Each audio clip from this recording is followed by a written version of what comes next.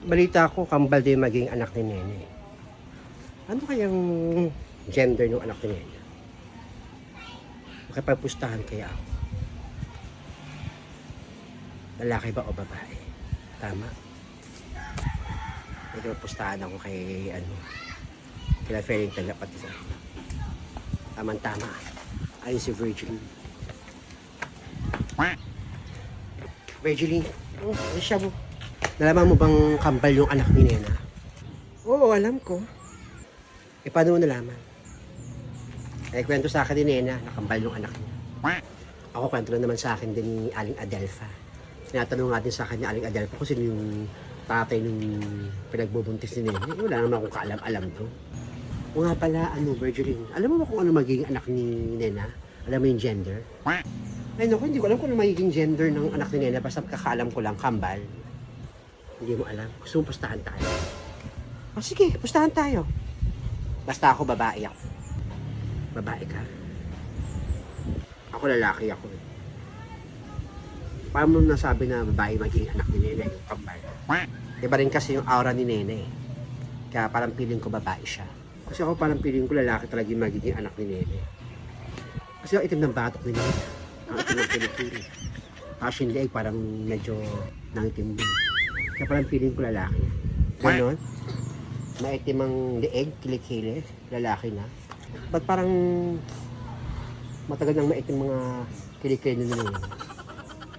Basta ako 500 ako, basta ako 500. 500 ka? Ah, sige na. Sige. Pupunta pa ako dun sa mga ibang kaibigan natin. Pustahan ako, ikipagpustahan ako. Sige, sige.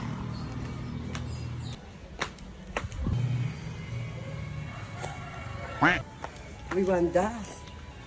Ikaw pala, Alicia mo. Tamang-tama, dito ka. Ang ginagawa dito sa labas ng bakuran mo. Ito, nagpapahangin. Nagre-relax ako kasi napakainit doon sa bahay ko. Kahit nakabukas na yung 10 aircon ko sa bahay, ramdam ko pa rin yung init ng summer. Oh.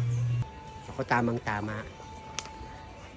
Kasi, nakikipagpustahan ako dito sa mga kaibigan natin sa Eskinita.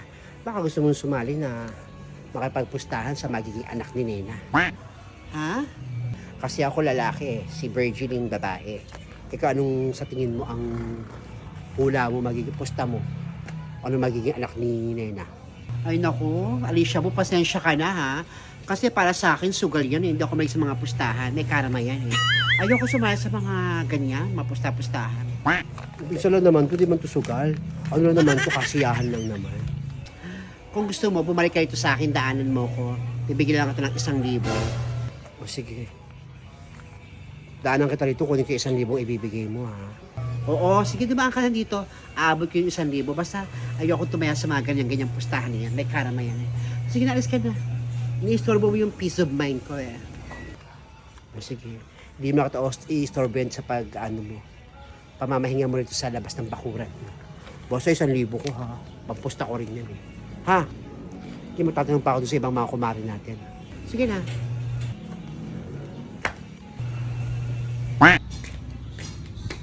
Galing taga. Halika nga. Ano na rin siya po?